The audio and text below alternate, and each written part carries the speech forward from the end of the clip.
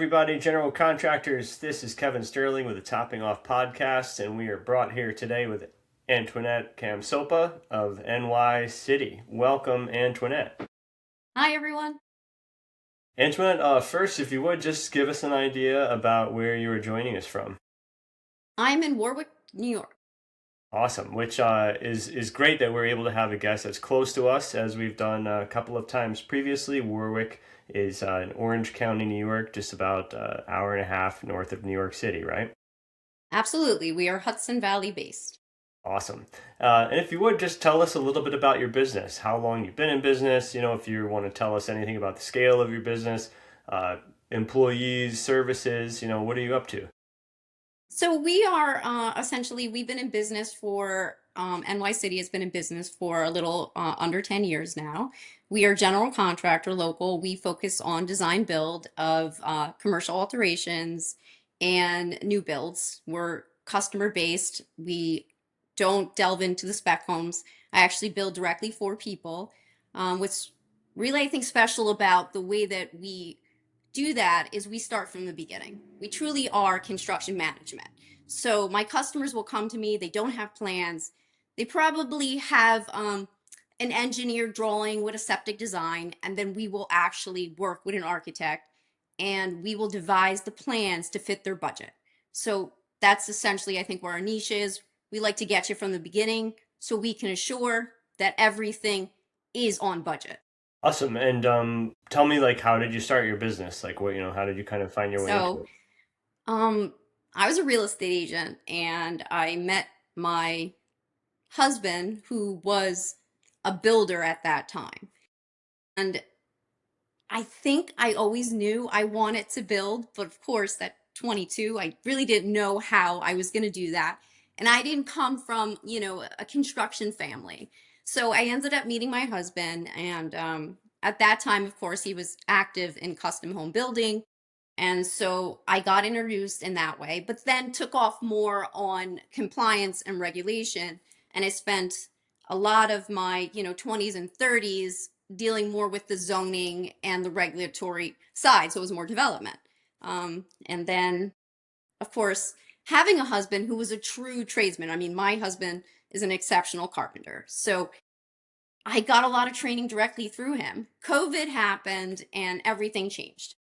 We were in the public private sector and again focused more on the paper side of things pre construction.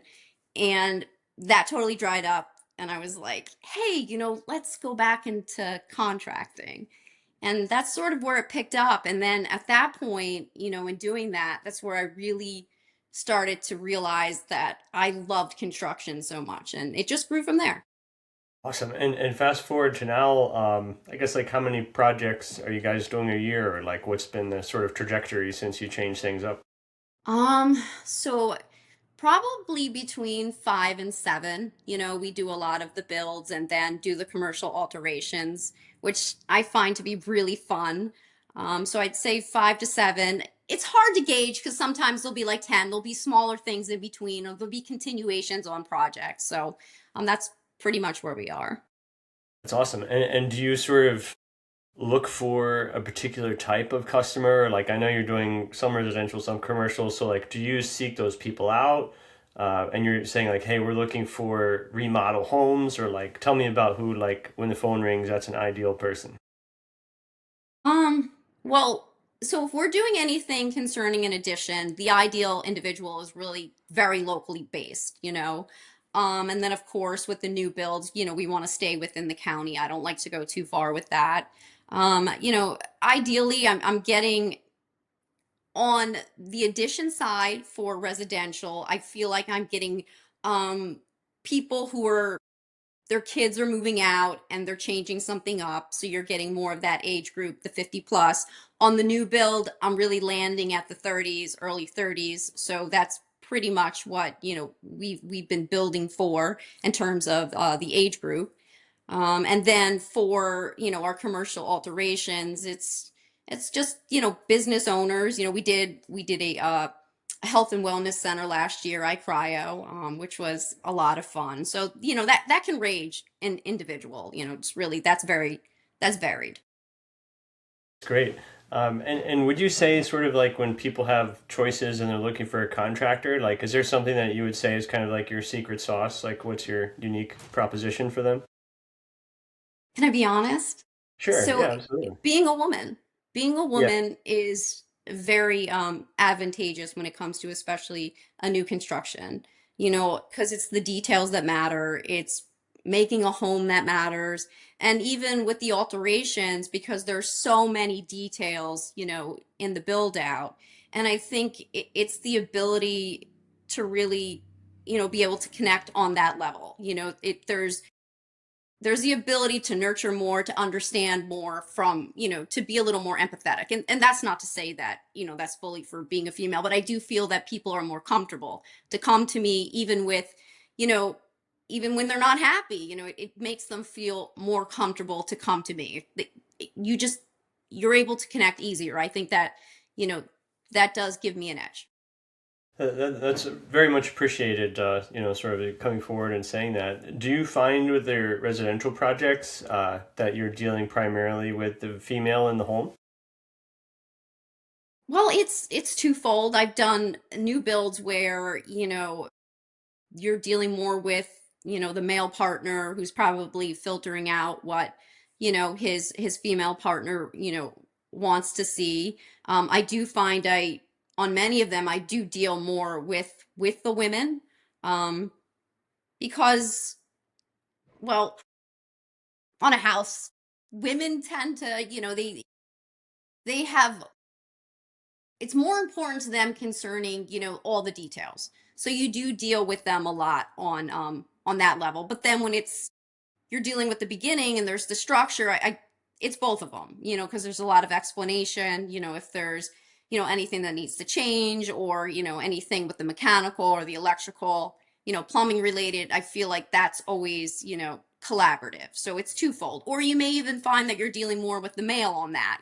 There's certain things that are more important to him when it comes um you know to those portions, so it's just equally being able to create an environment where whoever you're working with, whether it's one person or two, they feel comfortable, because it's their home. Especially, it's such a big thing for them. It's so important to them, and I try to recognize that, even because it gets dicey. It's now it gets choppy at times. But when you start to see them, for the fact that this is a home and these are real people that are going to live here, it changes the dynamic, and how you deal with those dicey situations. So it's twofold who you're dealing with. You're really dealing with two people, and it's their home, and maybe there's different things that are more important to each of them. Maybe they're gender based, maybe they're not. It's just we're human. Yeah, and I had an experience recently. We were talking about sort of the HVAC and plumbing. We got some new gutters on our house, and my wife couldn't have been less interested in sort of like going through all that stuff. She's like, "Whatever you want, honey. I don't care." Yes, 100%, especially when it comes to the gutters. Usually that's the guy is very interested in how all that's going to work. Yeah, absolutely. And certainly a lot of the people hearing it are going to know that, from a state designation as a woman's business enterprise. I said, if you would just tell us a little bit for people who aren't as familiar, like what does that mean? Like, does that provide opportunities? Does it provide challenges? Well, it's opportunity and challenge. So, the WOSB is you're registered on a federal level as a contractor. And then when you get down to New York WBE, you are, on a state level. Same concept, a state contractor. So it does give you the edge for if you are bidding a federal or a state job, um, based on, having that gender minority. But it's challenging. It's very challenging because bonding is difficult. So even with your certifications, you have to make sure you have the right insurance aggregate, and that, you can suffice whatever the bond requirements are. So it's been very educational, and it was very difficult to get certified. I can say that I was very proud of that certification. But it did come with challenges, and it still does, because you're not able to utilize it in the capacity that you want to, or at least not as fast as you want to, because of the other requirements that come after. Certainly. So 10 years in business, sort of what have you done and tried to sort of like grow the business over the years? So like what are you doing now, to keep things moving in the direction that you want? I think I'm focusing now more on the marketing. When you start up, you're wearing all the hats. I learned so much, especially the first 5 years of business. I learned so much, and you have to play so many different roles. But then if you want to see yourself scale, in the organization scale, you have to start thinking about your capacity to reach people so that you're able to, acquire, jobs. So I think right now what's the change for me is being here, understanding what I need to do to take the company to the next level. And I think that's more marketing and just the outreach. You need to have that. Where in the past, I had to be more hands on. And it had to happen that way because you can't build to this point until you go through. So definitely just thinking forward on growing the business and how do I get how do I have the outreach so I can do that? Yeah. And are there any particular tactics like are you guys doing yard signs or truck wraps? Is there anything Yes, that we you're we like, have all that. We have yeah. our van wrapped. We have signs, and of course, we'll put them out on whatever job we're doing. Or I have this particular situation where I'm an owner's rep for a development in Middletown. I'll put my sign out there. We'll utilize social media, TikTok, Instagram, do that sort of thing for advertisement. Of course, being a part of Orange County Chamber, the Warwick Chamber. So yeah, trying to just do those, like you said. Yeah, absolutely. And I think you're the first guest that's mentioned TikTok. How has that been for you? I just started it. Okay. I am so like, everybody's like, you got to get on TikTok. What am I going to do on TikTok? But I So don't know how to I'll let you dance. know. Sure. All right. Yeah. There you go. I've heard that. I've almost wondered. So sometimes when I talk to contractors, not necessarily the residential side, but the commercial side, it's like the recruiting is like such a challenge that they like can't get people. And I always think like, well, if you know that young people are on TikTok, like why wouldn't you just recruit from TikTok? Really? So, yeah, no, I don't think that we've ever had an issue concerning recruiting for, as a GC, especially for, having contractors. I think we've been pretty fortunate there. Um, but yeah, I guess you could use TikTok for so many things. My kids seem to love it. Great. Are there any particular trends in like services that you're finding? Like you're kind of selling more of one thing or like things are changing in a different direction? Yeah, I mean, I do find with right now with the way the economy is, people are afraid. They're afraid to start businesses. Interest rates have driven down custom home builds, obviously. So, and that's where we started to fill the void because I did find that people were happy to sort of expand on and renovate what they had. I do find that people are in this realm of, well, we're not going to potentially sell our home or build a new home, but right now we will do an addition, you know what I mean, or a major renovation. So that's what I'm finding. And that's, we've been filling the void there, given um, some of the other elements we're dealing with, as a national community within the economy. I'm finding, people are willing to do that. And I did switch gears a little bit, because we were always commercial and new build focused. And there was a time when I couldn't even have imagined that I would do an addition. It just wasn't our forte, so to speak. And so we ended up filling the void there, and then also finding that on a service contract level, certain buildings for developers, things of that nature, we fill the void there, by upkeep or when tenants come in, preparing, the space for a tenant and things of that nature. Have you guys done anything with ADUs at all? And then are you hearing anything about aging in place as a trend? Aging in place as a trend. Can you speak to that a little bit? Sure. So it kind of ties into the remodeling that you had mentioned. So in some markets, we've found that aging in place is growing. Where, like, let's take the boomer generation as an example, where like they don't necessarily want to go to an assisted living or a home or something. Hmm. So they'll kind of like retro renovate their home to be more agreeable to just staying there and sort of living out Okay, their that old would age. that yes, there's companies that are doing that. That's a big thing for the, they're essentially meeting those ADA requirements, as they age. I had a customer that I just did an addition for, and wonderful couple, very their situation, they had an elderly mother and father, and they were looking for a company that would come in and actually outfit the house for that situation. I am finding that because a lot of the additions that I've done are for people not necessarily that are quite retirement age, but they are thinking forward in the additions that they're doing, considering where they may be in 10, 20 years, because like you said, most people are looking to stay. They're not looking to age out the way they did into a 55 older to an assisted living. That seems to be definitely on the decline. So I am seeing people preparing themselves for that. Definitely. I have not done anything, that I've actually outfitted for that yet.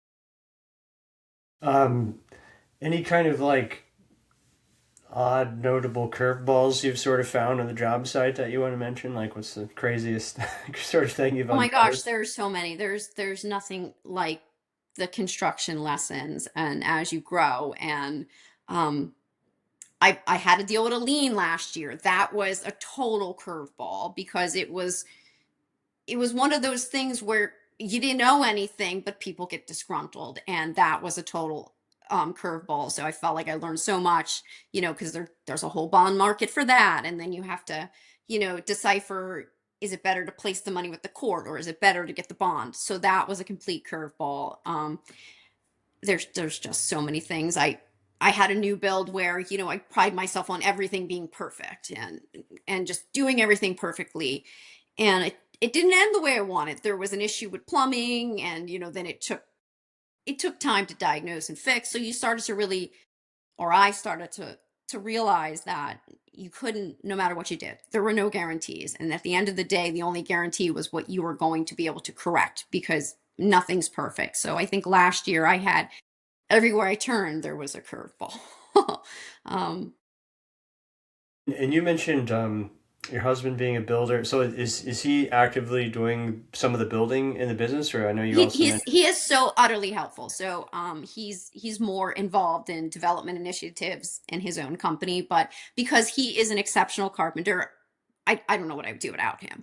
Because there are times, especially, there are tight budgets, and I will need something done, and it doesn't seem like the most plausible thing. And so then I'm always calling on him. So he's always there on site, helping out whenever's needed, overseeing things, because he's got that real hands-on experience, and he's on the site, so it's definitely, we're a family business. We brought our son in, which is fun in itself. So yeah, everything with us is just family based, really grassroots. My kids grew up on a construction site. My daughters are, you'll even see them on my Instagram. They're there, they got their hard hats on. It's a family thing. If there was a contractor that's sort of like starting their business or thinking about starting it, like what advice would you give them on like here's what you need to do to grow, where you need to. Honestly, I think the best advice is you can't give up. It's hard. You know what I mean? It's hard. Construction is hard. Everybody's always angry. I don't even know why. And you're going to get knocked down a lot. You're going to get knocked down a lot, but I think the most important thing is not to take it personally and to just keep going. Don't give up. There are so many curveballs in this business. I feel like I've weathered so much to this point, but I also feel like I truly love it. For me, you have to love construction. That's the first thing I would say to anybody, because if you don't love it and you take things to heart, it might not be the best career option. But if you can take what goes on and what's said on site, and you can you truly love it, then I think that you can be successful in it. I want to see more women in it. I think we need more women. I feel like it can be intimidating, but I love construction. Well said. I don't remember if it made it into his episode, but one of our other episodes was an old colleague of mine that didn't always work in the construction industry, then crossed into construction. And when you were sort of saying about being able to handle what happens on the job site, he candidly said to me, like, I had no idea that people talk to people like this in a professional setting, and like, there's no red flags from HR, or there's, no No, one's sort of saying, time out, you can't do that. no, not at all. So it's funny because my husband, I'm like, when we started like NYSIDI, and I'm like, I'm gonna do this. And I told him, I'm like, I'm gonna be so much nicer than you ever were. Like, I'm not gonna talk to people the way you do, and it's gonna be so much more effective. So one day he hears me on site, and he was like, "Remember when you said you were gonna be so much nicer than I was?" I was like, "Well, nobody listens." So it's definitely the job site is it's nothing you can imagine until you actually experience it. And the same thing for me, crossing over. I never thought that it would ever be the way it is on a job site and the way everybody acts. But I have to tell you the truth. I absolutely love it. I take it home, and instead of letting it bother me, I laugh about it so hard because you can't imagine people could act the way they do on a construction site, and yet they do. And like you said, there are no HR red flags. Like, it is what it is. Sure, yeah. So recently inspired by one of our interviews we had was with an AI implementer. Are you using AI in your business at all yet? I do. I Okay. do. I honestly can't see. I don't know how I did it without AI. I hate to say that. No, I mean, I know how I did, but it's definitely made it much easier. The thing with AI I've learned is you have to know what you're speaking to. It's a mirror. So it's only as effective as the subject that you can speak to. But if you understand what you're asking for, then I find the results are exceptional, they're quick. It just makes life easier for sure. Especially when it comes to code. If you have a question, you're on site, you're with a contractor, and you're trying to figure something out. Being able to pull that up in real time so that, we can solidify, or I could equally say, hey, you did this wrong with a lot of four-letter words. We're going to fix it right now. So I do find it's very exceptional for that. Yeah, we kind of so we actually recorded the episode last night. It's not even out yet. But we kind of landed on the idea that it's almost like pre-construction, where the cleaner and better and clearer you can sort of provide an input to it, the Yes. more effective the output is. Which I, of course, am certainly guilty of just shooting one-off chats at it. Give me this, and then being Yes. mad when it doesn't do what it's supposed to do. Yeah, no, 100%. But yeah, we've all done that too, where you get the wrong information. Sure. Yeah. Why can't you read my mind?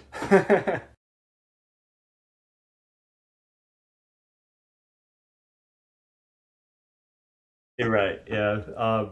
Any other kind of nuggets that you would kind of recommend for people listening to this to guide success through their businesses?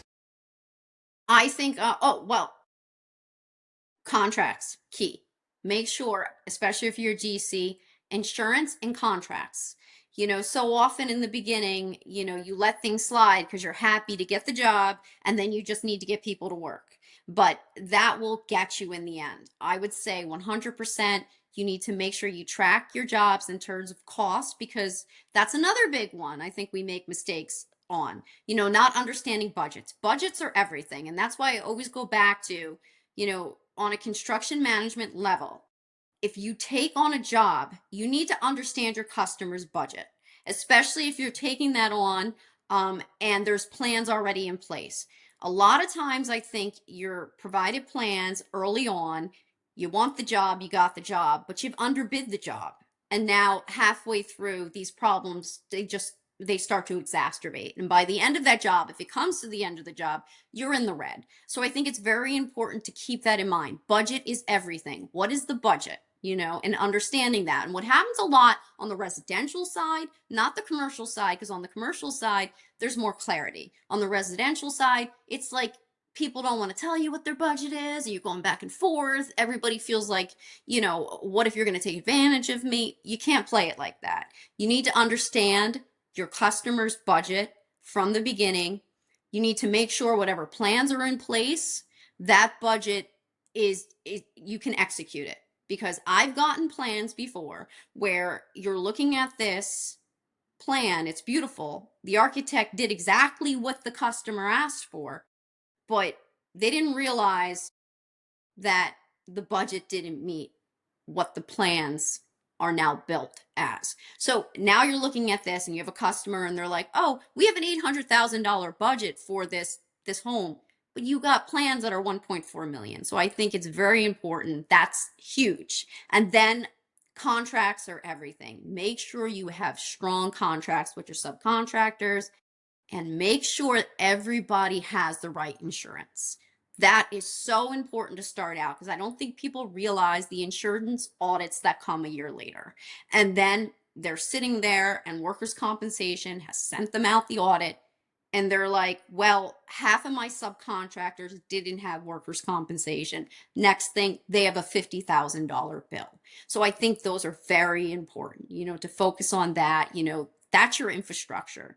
And then you can make those mistakes in between as you will. But you have to have that infrastructure so that you can grow. And if I knew all of these things from the get-go, I think it would have been very helpful. You can't change what you need for hands-on experience. You're going to learn. There's nothing that's going to sculpt you better than that, but there are some fundamental mistakes that never need to be made.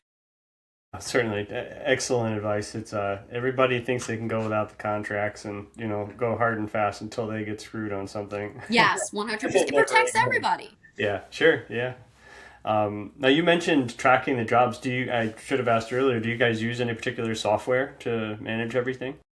So we've tried we've tried different. Like Procore is great for the commercial jobs. I find for me on the home builds, I can utilize QuickBooks because I'm very good with that. And I can actually set up the jobs that way and track them exceptionally. And QuickBooks is always great. And that's another thing I think people should learn as a business owner. Not always just passing that off, especially as a contractor, because what you're going to find with any of the contracting plugins, QuickBooks you can push that right over. So it's essential not only from the financial end, but it's going to be the plug-in for so many different things. I think that's another thing that people should fundamentally understand, because when they go to be bonded, they need to make sure their books are clean. And so in order for that to happen, now you're going to have to be looking at all of that for balance sheets, profit and loss. So I think that's essential. And for me, the home builds, it works beautifully for me to set it up in QuickBooks. So it's twofold. Thank you for that. So we're coming down to about the end of it, and we always ask a question to close things out. We're the Topping Off podcast. If you're not familiar with the tradition, topping off is basically the celebration when the structure has been, reached the final construction point. So what would you say is your topping off tradition you'd like to share with us? Um, when I finish a job, so I don't, so no more, but there was a time when it was a big thing for me when I started out, especially because everybody knows as a business owner, you're the last person you take care of. It's like your business, your family, and it's like you're left last. So when the job would finish, I'd buy myself a pair of sneakers. That was my thing. And I haven't done that in a long time. So I'm thinking I might top off and do that today. Maybe I'll get myself I two was pairs gonna of say, now I have sneakers. to ask you why you stopped. No, I don't know why I did. Because construction will do that to you. Yeah, you got so many sneakers. Your husband said, "I'm not redoing the shoe closet." He did. He's amazing. He built me all these shelves, right? And then he's like, you guys have so many shoes. Like, what are you going to do with these?" So there you go. Yeah, that's awesome, fantastic. We discussed earlier. A lot of the people that I talk to don't celebrate anything. They're just like next job, move on to the next. So I actually love that you had like a ritual, and probably like in banking people have like deal trophies. That's sort of like as it closes out. So I bet you could look at your sneakers and say like, yeah, I remember that job. I do. Actually, I will say this. The first, we did a conversion on a bus, and I worked hands on finishing that. And I remember every day being on that bus. This is the origins. And I was able to buy this pair of sneakers I really wanted when that was done. And to this day, I look at those and I feel like they are part of the journey of NY City. I Yeah, still do. I'll put them on once in a while, and I still remember how I felt when I finished that bus conversion. I love that. Antoinette, thank you so much for being a guest on the show.